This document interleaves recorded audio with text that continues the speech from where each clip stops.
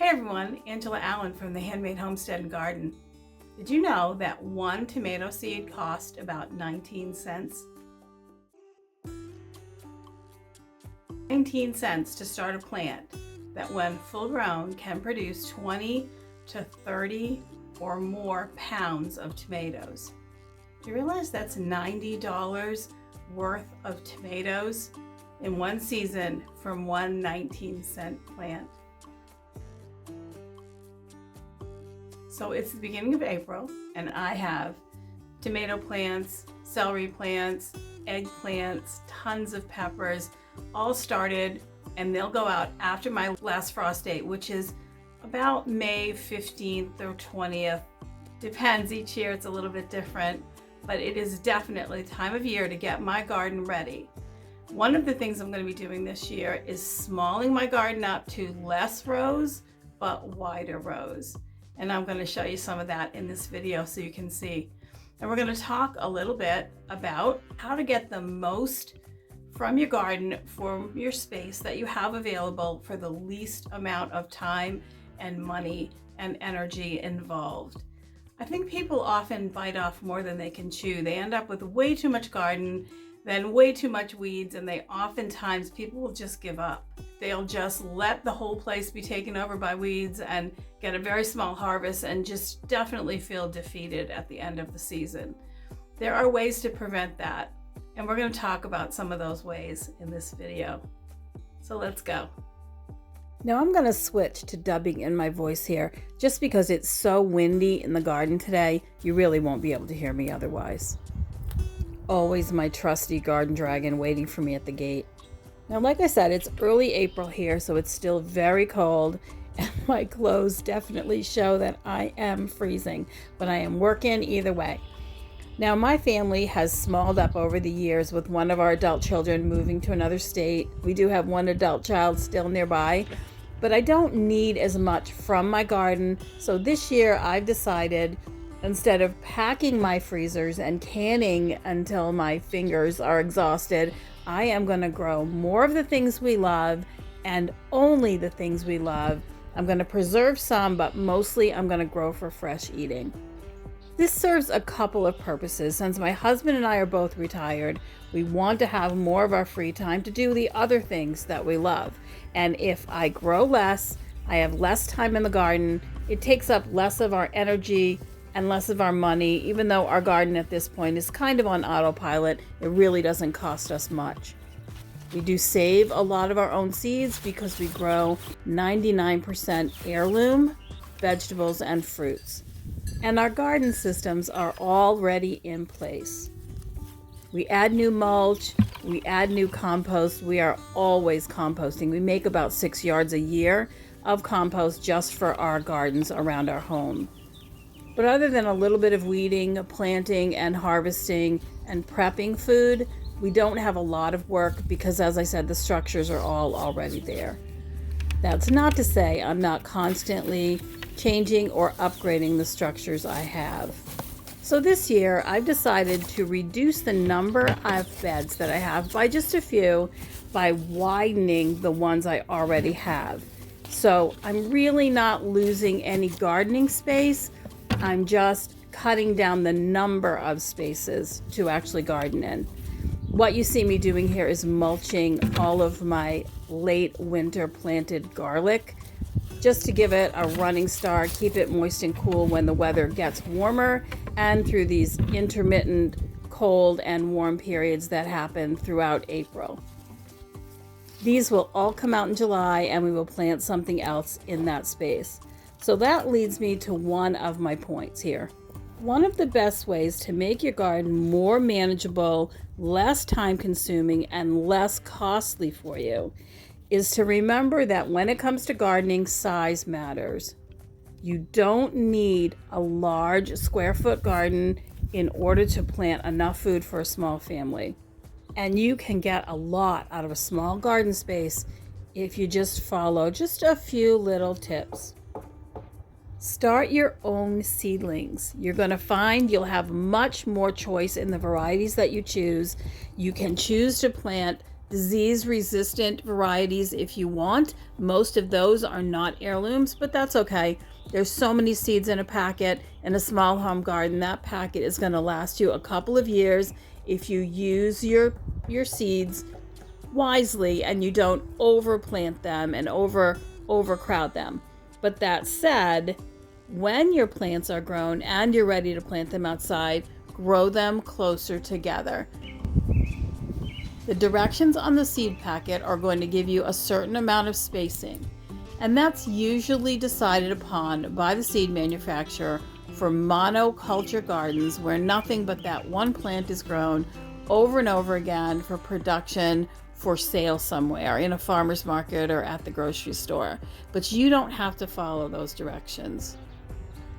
Honest to goodness, I plant my pepper plants 2 to almost the same planting hole. There might be 2 or 3 inches apart between 2 plants. And then I'll skip 6 inches and I'll plant another 2, and skip 6 inches and plant another 2. So I get twice as many plants, maybe 4 times as many plants in the same amount of space.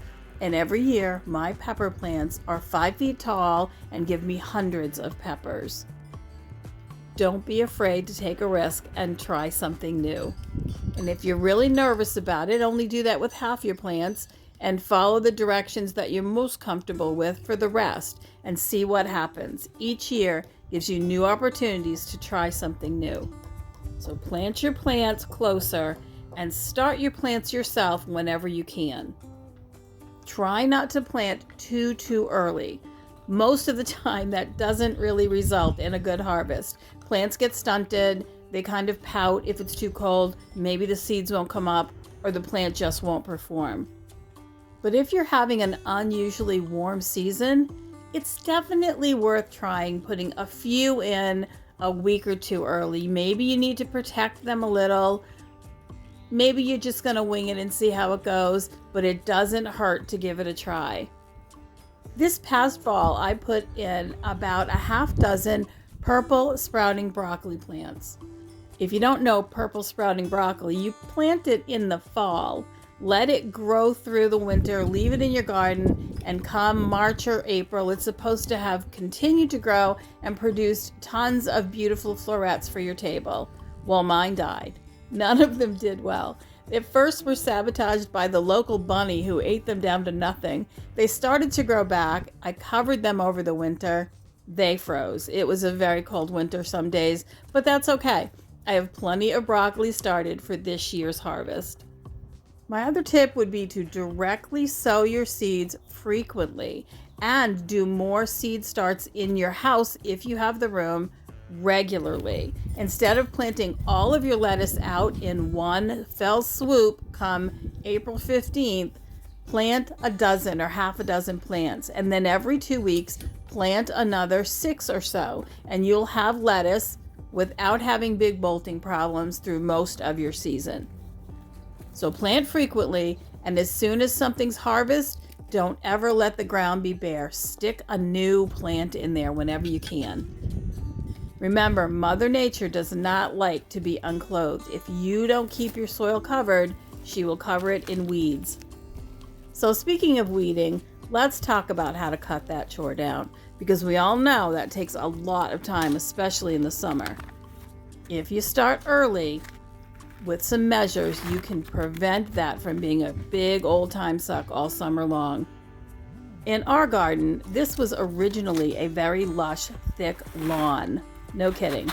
And we used the no-dig method, which is what we use for gardening anyway. We put down layers of thick cardboard, lots and lots of topsoil, and lots of compost. That's how this garden was started. In between, my rows are always covered with a thick cover of mulch.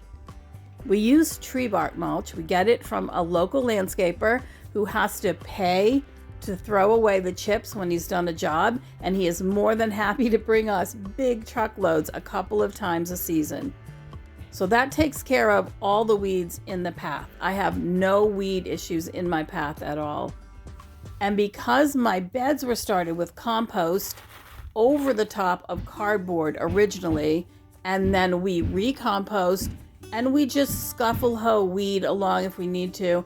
It never takes more than 10 or 15 minutes to weed the entire garden once or twice a week, and we're done. Unprinted brown cardboard without staples or tape is definitely a gardener's best friend. Even if you just put it down in the rows and throw some wood chip mulch on top of it or grass clippings on top of it, it will cut your weeding down immensely. Even in the rows, you'll only have to weed where you've planted. So that right there alone can help. But I swear in our garden, we spend very little time weeding at all. What you see me planting here are peas. I like snap peas and snow peas. I don't usually plant English style peas. That's just my family's preference. But I want you to know something I always do. I buy several kinds of peas that all come to fruition about the same time, mix the seeds together, and then I plant them. I like a very colorful, surprising garden, and I always mix things. I do that with green beans as well.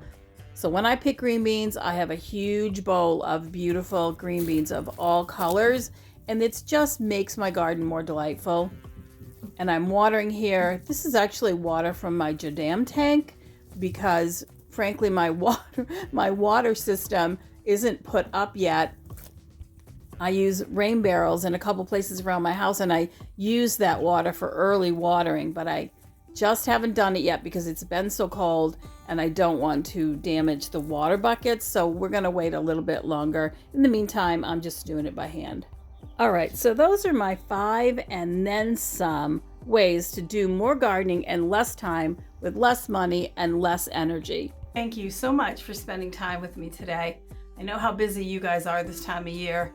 I certainly feel that pinch myself. I'm pretty darn busy too at the beginning of the gardening year, as you can see, but I'm always happy to spend this time with you. I really appreciate your like and your share, and I'm going to leave another video at the end here for you to keep watching if you're looking for something else of interest, and I will see you next time. Thanks. Take care.